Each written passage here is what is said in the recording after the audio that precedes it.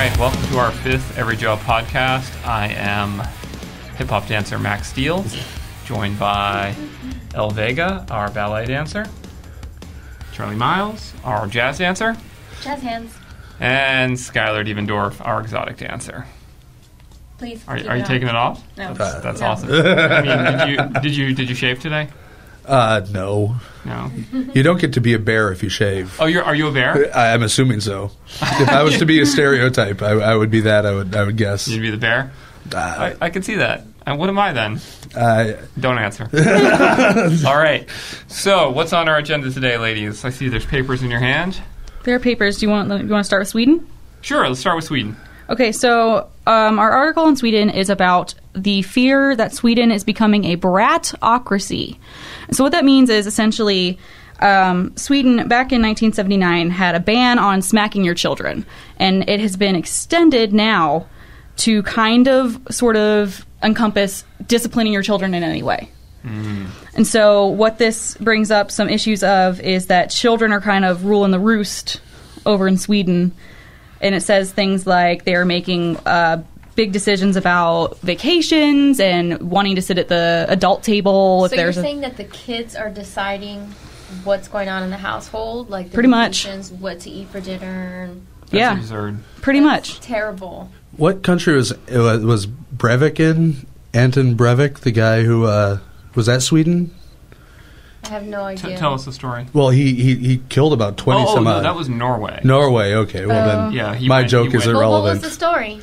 Well, I was going to say the last time someone corrected anyone in that country, they got 20 years. Ouch. But that's Norway, so it's not relevant. It's not funny, and it's ouch, yeah. So, no, it's interesting, right? Because I feel like, so in the United States, we talk a lot about these sort of progressive education, progressive parenting. But then in Sweden and Norway, they actually take these things literally, and they carry them to their logical extreme. And so here you see the logical extreme of you will not hit your child, discipline your child, raise your voice to your child, ground your child. You know, they treat them essentially like they're these sort of fully formed adults, and that's how they're going to flourish. What's our take on that? I mean, Skylar, were you raised that way? No, I was spanked quite often. I probably should have been spanked more. Yeah. Yeah, I just remember one time when I was 5 years old, in the middle of Mass, I yelled, "Fuck." Wow. At which point my mother pulled me out onto the street, took my belt off of me, and spanked me. Yep. And I deserved every bit of it. And your family's Catholic? Well, they were until I yelled "fuck" in the middle of Mass. What about you, Charlie? There's no way I would have been raised this way. No way. And I wouldn't want to have been. Now, retrospectively Do you think the children in Sweden are better off for being raised this way? No. I think it's the service. So just You should, like you said, they're treating them like fully formed adults when they aren't. They don't have the mental ability to think like them. Right. They shouldn't get treated that way. I mean, look, I think it's cool that you let your kid have freedom of what to wear for the day. If they want to wear a tutu, if they want to wear pink versus blue, whatever. But to decide, I'm going to decide the family vacation. No, we're not going to Disney World for the 10th time. So, I think it comes down to this notion, the Rousseauian notion of are people born innately good and then ruined by their upbringing and civilization, or are people born innately bad and they have to be sculpted into decent human beings through years of parenting and education? And if you believe the former, then you're going to think a system like this is great, where these kids are going to flourish, they're going to be free-range children. But if you believe the latter, then you're just setting up Lord of the Flies. Right. So do they have any conch shells in Sweden?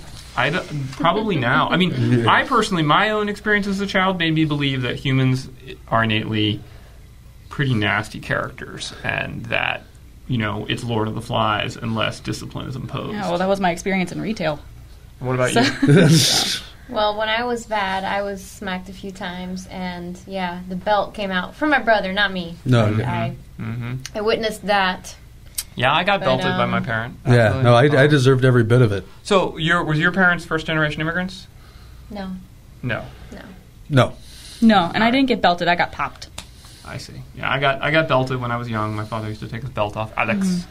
It's bad. See, I just had a single mother, so she took my belt off of me. Right, because she wasn't wearing one. Yes, which is probably had some mental scarring.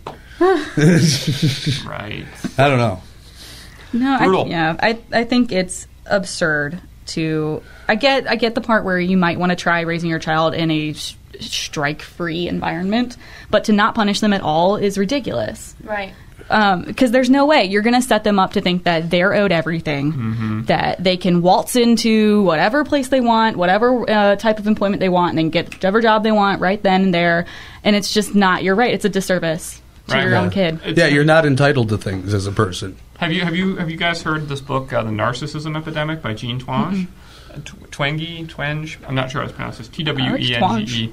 So she basically has done these very careful studies that have found that levels of narcissism are skyrocketing in Western society, even relative to like the 90s. They've skyrocketed, and believe me, I lived through the 90s. We were already pretty narcissistic, right? Yeah. But apparently much worse now, particularly among college students and young people. So I could see it. Social media. Rise of social media. Selfies everywhere. Yep. Everywhere in really inappropriate situations too. Yep. And I had heard a similar study of the generation that's growing up now is kind of the first generation that feels entitled for that attention all the time, all over the place, regardless of if you know the people or not. Yeah. Right. I mean, most parents will think that their kid is the best, I mean, they glorify their children. Everything they do is awesome, the best, and blah, blah, blah. But then what happens when they become like middle schoolers, and then all of a sudden mommy and daddy is not there anymore to tell you that you're awesome, and you're being bullied, and you're being picked on, you don't know how to defend yourself. Yeah. Or for that matter, what if you feel entitled to pick on others because you think you're awesome? Yeah, all these kids are bullies. Yeah. Every one of these kids. They're bullying their parents. They're already a bully. So put like several bullies together in one classroom. It's really just a classroom full of bullies. Yeah. It's just like it is Lord of the Flies. Who's going to be the bigger bully? Yeah, and not everyone can be special, right? Not everyone can be above average. Yeah, I worked in retail a long time, and I worked in customer support on video games. One was a children's game, and I know I've seen infographics or whatever pictures that portray this, but there's this. When I was a kid, when I screwed up at school, it was, what did I do? Right. I screwed up. My parents were like, you screwed up. Obey your teacher. Now, working with a kids game, it's always, what did you do? My kid didn't do anything wrong. Right. You screwed up. Yeah, what did the teacher do wrong to not educate my child? Yeah, in the right way? It's like the kids can do no wrong. Right. But the people teaching them or just anything around them, it's all their fault. It's never parenting. Yeah. Right. Which is, I think, an issue. Right. I think that's part of the problem with the internet is you put them in front of the internet, put them in front of the television. And you avoid responsibility, you avoid reality. And exactly. having to look problems in the face and realize, hey, the problem is my kid, not the teacher. And But then you go and blame the teacher. Right, of course. I'm going to take it even a step further than that and say that this kind of evidence, this sort of bratocracy, I think it's also responsible in part for the declining birth rate and people's desire to not have children. Yeah. Because, when my parents had children, we were never the center of their lives. Like, we were important, we knew they loved us, but they continued to have their own lives, they did their own things. Right. Well, the center of their life was their spouse and themselves and their job and making sure that everything's taken care of. And the kids, they loved you, you were an important part of their life, but you weren't on a pedestal. On a pedestal, right. Exactly. Whereas nowadays, if you don't put your kids on a pedestal, if you're not a helicopter parent, the other parents criticize you, right? There's something wrong with you, like, why are you neglecting your kid, right? I can't believe you slapped your kid and punished him. I can't believe you didn't stand up to the teacher for your kid. And as a result, the parents are being bullied, too. The parents are bullied by the system, effectively. Who wants to do that? No, I see children everywhere that are just horrible people, and I just don't want them. I don't want them. And then they grow up to be adults. See, this is the precursor to Idiocracy. I know that there's so much that's going on that you can see that will lead into Idiocracy, but this is one thing that's just freaking glaring right in front of us. Have we've all seen Idiocracy, right? No, I have not. I haven't seen it, but I do know what you're talking about. You must stop whatever you're doing when you go home tonight. It doesn't matter what it was. Cancel your plans and watch Idiocracy. Okay. And even if you only watch the first 15 minutes of the movie. Okay. Can we check it out on YouTube? No. It's a real movie. It's probably on Netflix. It's directed it's written and directed by Mike Judge, who did Beavis and Butthead. Beavis and Butthead, I love that show. So he knows stupidity. Yeah. And he did King of the Hill. And is it a comedy? Yes. Okay. It's a brilliantly funny comedy. Yeah, it is. It's one of the funniest things I've seen in the past 10 years. Probably. Maybe. Yeah, it's more than likely on Netflix too. It's been out for a while now. Yeah, it's been out for like 5-6 years. It's available now. it is on Netflix. It's on Xbox Player. You can get it in Redbox. Brilliant movie, but the first 15 minutes are almost like a documentary, and you just watch them and you despair for human society. Yeah. Well, I do that now. This will make you cry. But And then the humor will come and make you realize, oh, we're fucked. That's so funny. Yay. All right, let's move on. Okay, Yeah. Let's move on. move on. Where should we Let's go talk next? about girls and boobs. I was gonna talk Okay, about I mean, Halloween. you don't need Well- to twist your arm on that. Well, we could talk this. I'm going to tie in with horror movies. All right. We Boobs could and talk horror. about horror versus terror. All right. Let's mention we have Halloween coming up. Yes. So happy Halloween, everyone. Yay! Ooh. I wore Well- black for Halloween. I wear black always. So do I. But I love was trying to be Halloween funny. every day, but I'm not in costume. I haven't dressed up for Halloween in the past like 10, 15 Really? years. What is wrong with you? I'm coming as a third You- one. I can give you a list of what's wrong with me. That is lower Why on the don't list. you like Halloween? Oh, it's just not liking it. It's just like I just don't come up with costume ideas. Like I'll come out. This year I'll be Walter Sobchak from The Big Lebowski, and then it's like, oh, and Halloween's here. Yeah. I was going to be a juggalo, but then like the one Halloween party I was invited to was during this past weekend, and I had to go to a wedding. So Why don't you come as a communist revolutionary? done. Right? Just get a beret, get like a flak jacket, right? And a clipboard. Done. I'm going to be the Chiquita banana. Oh, Really? nice. Yeah. And I'm going to bring my dog. He has a banana split costume. Where's Bella? Hello. We can dip you in Nutella. Oh, wow. That'd be great.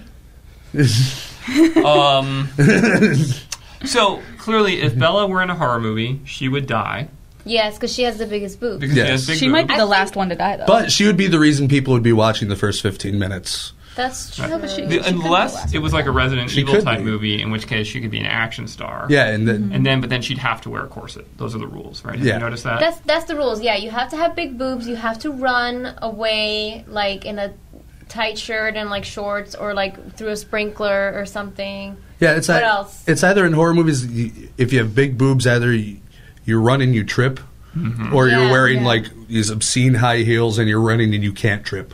Right. Like, That's it's- right. No, it's true. Like if you look at any horror movie, if the more leather and corsets the girl wears, the more likely she is to survive the movie. Yeah. Right. Like clearly, if you're ever frightened, that's what you should do. You should just put them on. I'm Look at wearing some Underworld. leather. I've got Right. a closet full of latex just waiting for the apocalypse. Right? Yeah.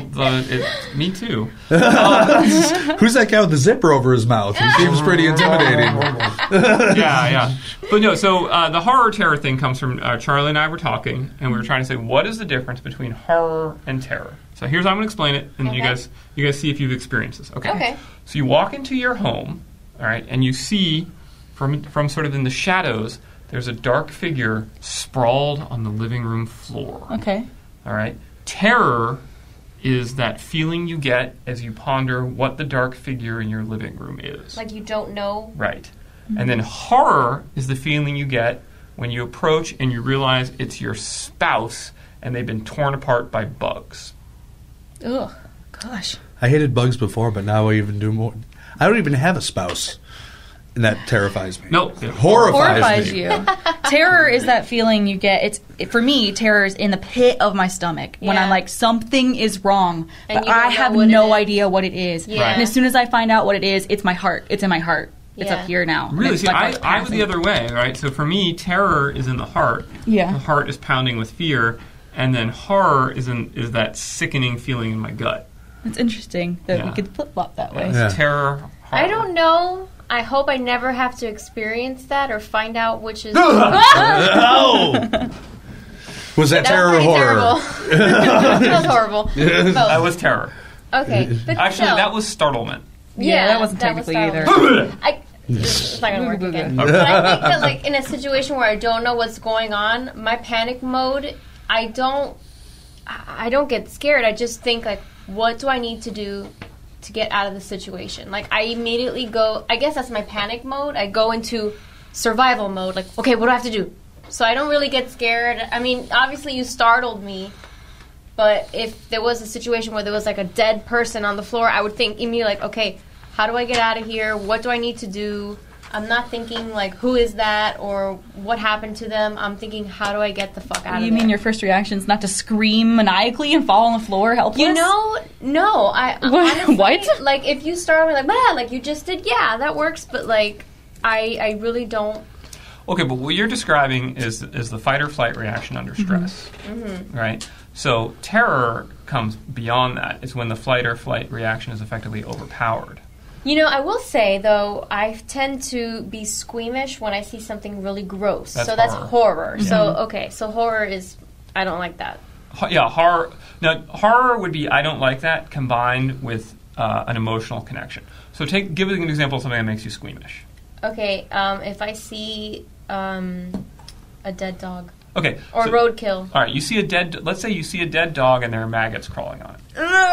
Okay. Right away, I'm just like. All right, so that's squeamishness. All right, and now you realize, sort of, it suddenly sinks into you, the dead dog is Maz. No. That's horror. Yeah. Why are we talking about my doggy? Right? Squeamishness plus the, oh my god, that personal connection. That's horror. Yeah. It says here horror is defined as a combination of terror and revulsion. Right. So. Right. So, so how many of us would say we've experienced terror in our lives? True terror. I don't think I don't know. I don't recall, and if I did, I mean... I don't get terrified or horrified. Like scary movies aren't scary. See, that's something, but I just lock up. Maybe that's terror. Terror. Yeah, like heights. Terror. Even if I'm standing on a chair, I'll just freeze up. Really? Yeah. Okay. So terror. And then I'll start shaking. So heights make you terrified. Yeah.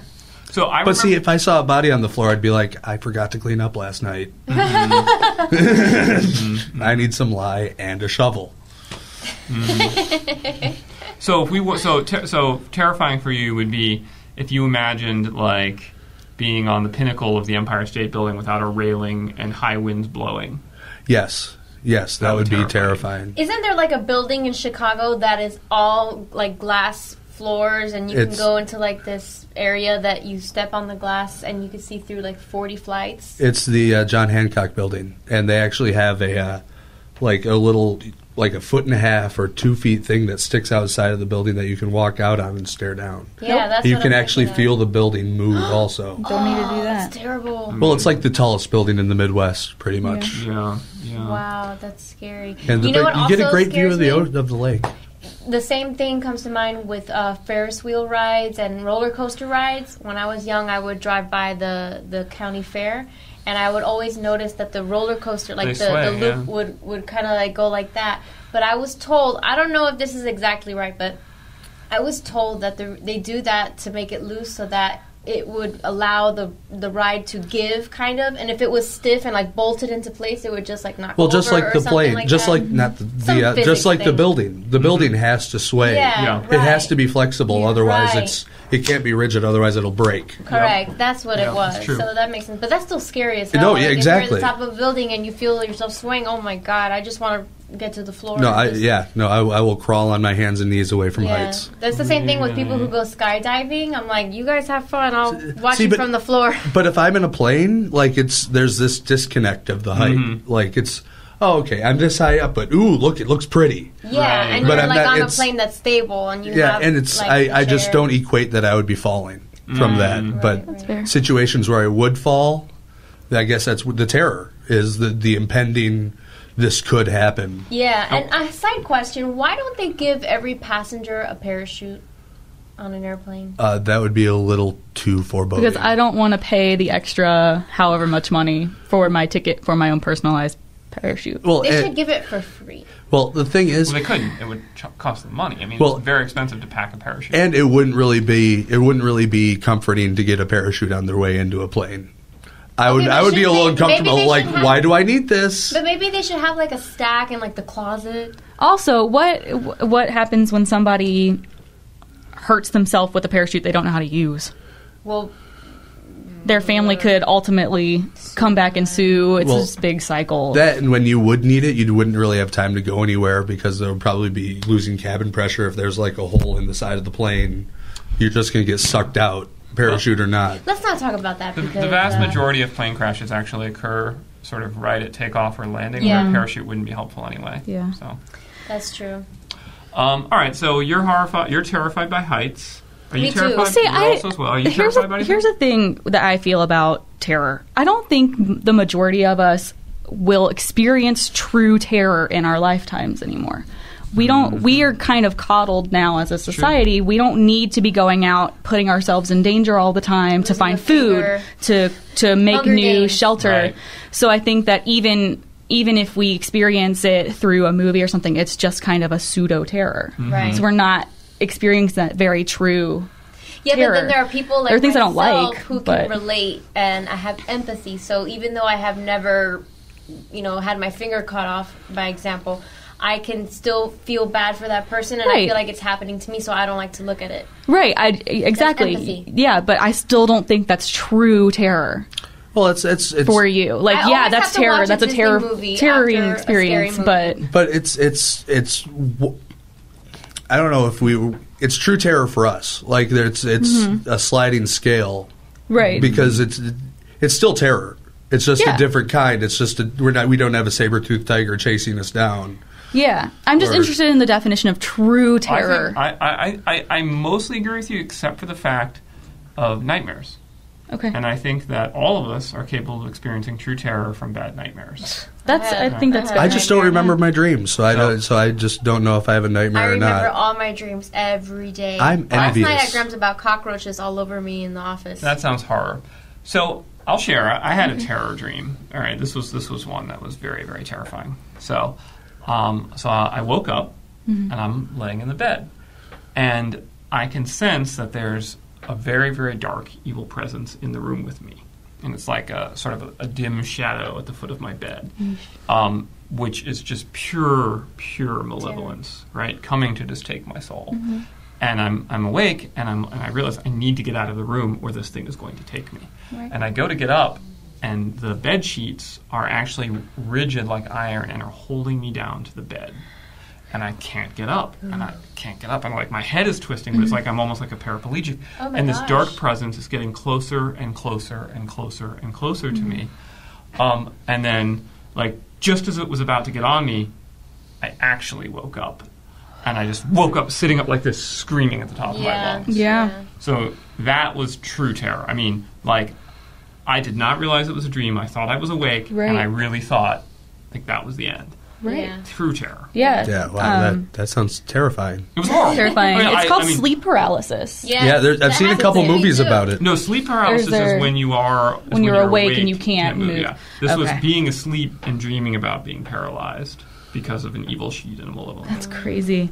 Yeah. That's So that was intense. terrifying. I That kinda is feel like that terrifying. has happened to me before, but I'm not sure if it was that like a part of my body was asleep or Right. You know Sleep what I mean? paralysis? Yeah. Yeah, I don't A lot of know. people experience that. Yeah. Yeah, I had a roommate who had it, and I would be just about to go to sleep, and every so often, it's dark, and she would just go, and like jolt out of bed. I'd be like, oh my God, what are you doing? And I have to calm myself down and be like, So you're that's okay. terror. Well, yeah, but I don't know that I experienced, it's not true terror. Like, yeah, it scared me, but am I afraid, like so scared for myself and like not knowing what's going to happen the second after I figured out that, oh, she Right. just right, woke right, up. right. You know, Yeah. I think there's a finer line there. I'm just interested in the You know what definition happens of to true me? terror. This is totally random, but if I drink an entire bottle of red wine by myself, Red, I always wine. wake up like with a night terror, like, and then I have like these crazy ass dreams. Do you often drink an entire bottle of red wine? Enough so that I know this happens every time. All right. Yes. When you go home tonight, after you watch Idiocracy, And drink an entire bottle of red we wine. want you to drink an entire bottle of red wine and then report back. Oh my god! What happens when you drink white? I end up probably throwing up. I think That's terror. That's terror I in a might different just- way. Well, the last times I've had white wine, I've had almost 2 bottles, and it's been like 2 different types of white wine. So I don't know if the different. Wait, types you drank make 2 me bottles of upset. white wine? I mean, not by myself. What I'm saying is that I drank enough white wine to get me, kind of drunk. But it was 2 different types of white wine, so I don't know if that messed with my stomach, and it just made me feel kind of pukey. Whereas I can drink an entire bottle of red wine, and I will not feel pukey because it's just Do you get one drunk? type But you of... do get drunk. Yeah, well, yeah. I feel like I get more drunk on the white wine. Really? I don't know. This is weird. apparently El Vega has a high alcohol tolerance. I do. Not a lightweight. Jack and Cokes all night long, and I can always. Well, I shouldn't, but I drive home and I'm fine and whatever. Wow. But when I drink white wine, I feel the worst, like the most sick. Interesting. Yeah, You that's know, and it's pretty. Bella French barely drinks. I mean, apparently you're more depraved than her. Speaking of depravity, Yes. do we have a horror or terror movie that we want to suggest to our viewers? Oh, yes. Yes, we do. No, I burped. Sorry. No, but you had one. Oh, well, I was going to pick my favorite Halloween-style movie to be Hocus Pocus.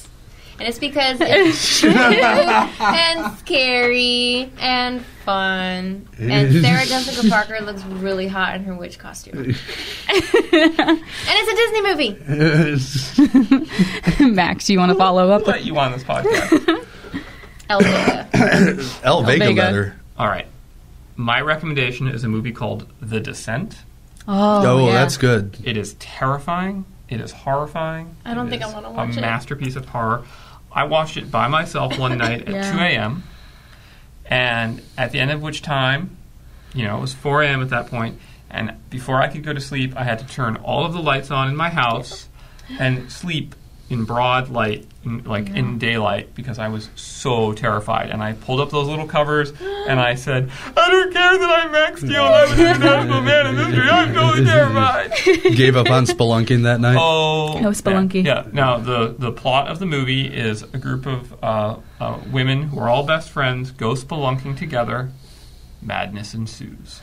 Brilliant movie. You must watch it. Okay. Charlie. I have two. I'm going to start with the one that I think I'll get the most pushback with, The Blair Witch Project. And here's why. The way that it's filmed is truly terrifying. If you take out the fact that it was a hoax, if you take out the fact that, we haven't seen something like that. We hadn't at that time. When did it come out? Like in 96? It was No, it was early 2000s. early 2000s, late Really? 90s, yeah. Yeah, it was like one of the And- first found footage movies. Found footage. Yeah, and it had come out originally as a sort of documentary. Right. They had advertised it as a real life movie. We found this. But Here's then what it was. There were some people who didn't know it was a hoax. So they believed Well, most of the it. people didn't know I it was a didn't hoax know. at the I time didn't because they know. advertised it as a real Right. thing Right. that this happened. Right. Yeah. And then the girl, who's named Heather in the movie and in real life, came out later and was like, "Yeah, we all lied to you." But it is purely terrifying watching them go into these woods where you've already heard these stories from the locals, and they're just there, and then incrementally things start to go wrong, really wrong, but you can't place where they're going wrong at. Oh, I get chills. I love that movie. I Great just movie. thought of that movie. Okay, keep going, and I'm traumatized Okay, right now. my but I second just thought movie of that. is the original Halloween. Terrifying, hour and a half of pure, really great paced horror movie. Yeah. And It's good, just solid, good movie. Okay. there's actually two films, but they're the same. It's Funny Games. It's a German film and an American film, both directed by the same director, Michael Haneke. And it's these two kids that are on this bay in this rich suburban area, and they go from house to house. And it's the situation. They go to this house and they offer them. They make a bet with the people there. They say, "We bet that you aren't going to be alive at 9 a.m. You bet that you will. Prove us wrong." And so for the whole night, you see them interact with them, and no violence actually happens on screen. It's like a psycho thriller. It is. Oh wow! It fucks with your head. Well, it's terrifying because you know something's going to happen, but you're not going to see it. Like, there's no. I don't want to give any away, but the American and German versions are basically the same. Does it leave it up to your imagination to decipher what happens? No, it's pretty Did obvious. They show some. Okay. Yeah, well, no, they show the aftermath. Okay. So it's It's suggesting. What? well, oh geez, how can I? Well, at one point when the main character hits the protagonist, the father of the family with the golf club, but you don't see it. You're in another room. You just know. You that hear that's it. happening. You hear because he's got a golf club in his hand, and he's like, "You better leave." And next thing you know, You see, Wow. you hear in the background, and you know that he just knocked his knee, and he's down. Tanya Harding style. Exactly. Is that Skylar, in the U.S. version? Does it break the fourth wall like 2/3 In the the way German through? film too, yeah. So that was where the movie lost me. Really? Yeah, I like really, that. I really got upset at that point in the movie, and I stopped enjoying it. I see that made me really enjoy it, and it made me appreciate it at a different level. See, the director did another movie called Cachet, which starts out with this camera outside of this person's house, and then these people get a videotape of that camera, of what that camera is filming, and they walk out and they see it, and the point is that he inserts the camera and you into that movie as you're the person that left that, because that camera is, and the director is a part of the movie. Right. Oh, wow. Which I can see that making sense in that movie, but it didn't make any sense in the context of Funny Games. I like that kind of, and it came across the two main characters were really snarky and witty. Right. And I liked they were kind of the protagonists to me. Like, I usually root for the bad guy. So I had actually it's funny you really like that. I had such a sour taste in my mouth because of that. Oh, I loved it from the beginning when they're playing the classical music and they're both guessing, what's this opera? Right. And then all of a sudden it cuts to this metal, this heavy music. Right. It's just a beautifully made film, I think. Right. Huh. So, as far as the Blair Witch, I got to say, I think the pinnacle of that style of filming was actually Paranormal Activity. That's okay. Yeah. That was a truly chilling movie. Even knowing it was fake. it was so terrifying. The movie that I had thought about, I don't remember the name, but it had Mila Jovovich in it. And she comes out in the beginning of the movie, like warning everybody. Oh, I saw saying, that one. Yeah. What is it called? Oh, that was the fourth kind. Yeah. Fourth kind. Oh, guys, sort of that the- movie, it really scared Yeah, the that was a shit good out of movie. me Yep. because I don't know if it's true or not, Nope. but she came out in the beginning saying this is absolutely true and everything that you're going to see is true, blah, blah, blah. And I saw that movie and I couldn't sleep for like 3 days. Yeah, I don't remember it because I don't like to remember traumatizing events in my life. So I didn't remember the name, nothing, but I remember that Mila Jovovich was in it. So was that a real movie or not? It was a real movie, but it wasn't real. With the story, like no, was that, not real. No. Oh, thank No, God. the director who made Funny Games, he made this quote. He not made this quote. He said this quote: "Movies are lies at 24 frames a second." And so, just anything you see up there. Whereas, like one of my other favorite filmmakers, Jean-Luc Godard, said, "Cinema is truth at 24 frames a second." And it's both the two different ways they look at cinema. It's interesting. So Jean-Luc Godard is saying that sort of we're able to present some element of reality which we lose in our everyday life. Yeah, and he was one of the first people who brought handheld camera work into mainstream cinema. The French New Wave. He brought that and made you a part of the situation. And he stole a lot of his stuff from documentary filmmaking, which is they would do that from just because of money. Right. And it's just that made that brought truth to the situation, I think. But whereas Michael Haneke with its 24 lies at 24 frames a second. I like that better. Right. Well, they're both true in a different sense. Right. Yeah. Oh, go ahead. No, so the fourth kind is not real. Not real. No. Something that's been weighing on me lately. So, thinking about our friend Janelle and Josh, and they had their wedding. Yes. Yay. And it occurred to me, virtually all of us have seen more weddings on television than we've ever been to in real life. Yeah. Yes. Or likewise, we've probably all seen more funerals on television than we've seen in real life. We've seen more divorces on television than we've ever experienced in real life. And so when we think, how are we supposed to behave in those things, we no longer think, how are we supposed to behave based on the actual traditions we've learned from our actual culture, but instead, our standard is what we've seen on television, right?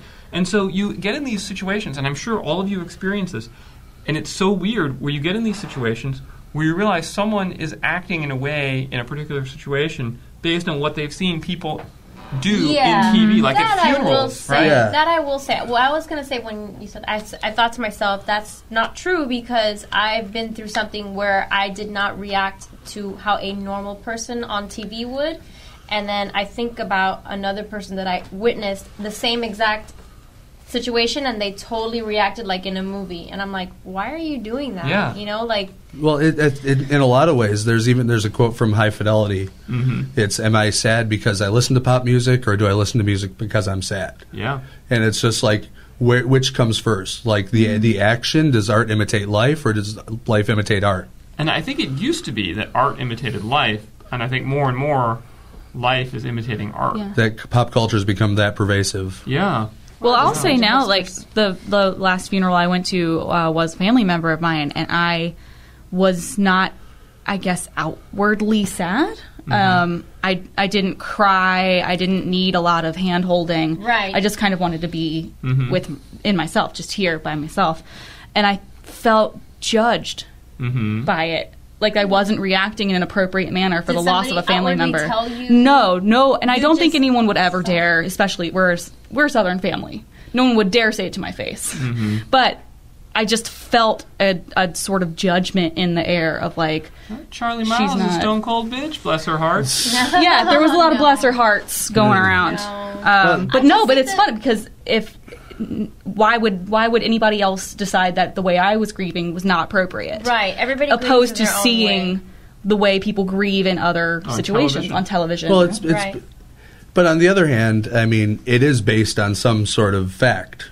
Somebody Right. experienced that and wrote that and maybe put a spin on it in some way. Like when my grandmother died, my brother was, like 11, 12, and I was 15 or 16, and he didn't cry. And I cried. Right. But I asked him, why didn't you cry? And because He said, I am Skylar, the Sumerian. I will not cry. he said that he didn't cry because he saw her in the hospital die. He did his crying then. Right. And when the funeral came around, he was like, I already saw enough that I didn't.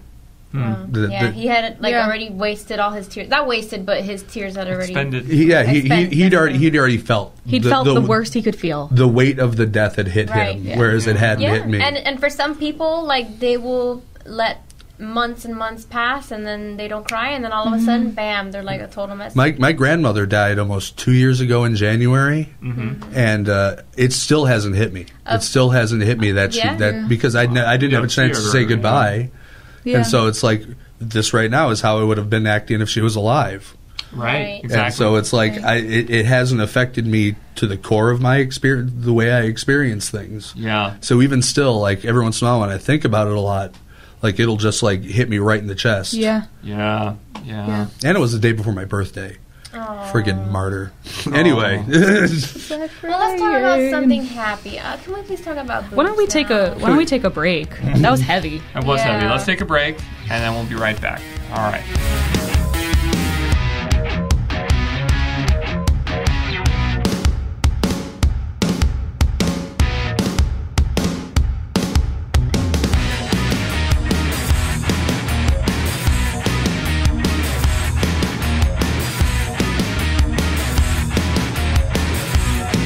And we're back, and we're going to have one question from Charlie about sex to make El Vega happy. Hopefully this will work. Did you drink a bottle of red wine while we were on break? I did. I chugged that bitch. All right. Good. Okay, so our question comes from Roman in Seattle, and he says, I got a problem, EveryJoe. My girlfriend wants to transition to become a man. Ooh, that is a problem. However, she says she still wants to be with me. I love her, and I'd still like to be with her, but I don't want to be known as a gay man. Should I talk her out of it? Yes. I'd say don't talk her out of it, but just your relationship's going to have to change. Your relationship is going to end Yeah. because you don't like dudes. No, Well, it's no, just but gonna- it's going to change. It's not going to be a sexual relationship. You can be friends with this person, Right. But this person being true to themselves. This is a really simple solution here. He just said he doesn't want to be a gay man, right? Yeah. He could No change problem. to be He should transition to be a woman, We're here. right? Wow. Yeah. If he transitions to be a woman and she transitions to be a man, they can still be a couple. He isn't stuck being a gay man. She's not stuck being a gay man. They can both be heterosexual. They probably can just swap wardrobes and house roles, too. Okay. Well, there you go. Life advice for Max Steele. Done. Wow, that was the quickest Done. answer. I mean, efficiency, right? yeah, that is the Yeah, most we can't efficient. argue with it. Right? Probably more expensive than any other Probably. suggestion, Very but So No, actually, my very first president of the company I worked for when I was a young Max was actually a transsexual. Okay. And she had formerly been a U.S. Army Ranger. Hyper masculine. And apparently it's very common that sort of they are hyper masculine because they're trying to like sort of deal with this sort of repressed sense of who they really are. And then in her 40s, just decided, you know what, I don't want to be a badass anymore, and became a 6'4" badass woman. Good on her. Cool. Yeah, no. Awesome. If be what you be, you've got to live with yourself. That's right. So you've got to make yourself happy ultimately. That's right. If it takes drinking a bottle of red wine, don't judge. Going from girl to guy. Yeah, I think that's your answer. Right? Yeah, Thanks, Roman. Yeah, well. Yeah. Well, that was really succinct. That was a very quick question. That's the only question we had, Anybody want to disagree with me? No, I no. mean, it's that. Actually. All right, so you guys are literally going to let me get away with the fact that I just advised that this man have his genitals cut off. Hey, no. Well, I mean, no. I think I was suggesting that they I don't know, become friends and hang out. I like that answer. Skylar, you should have your genitals cut off. Okay.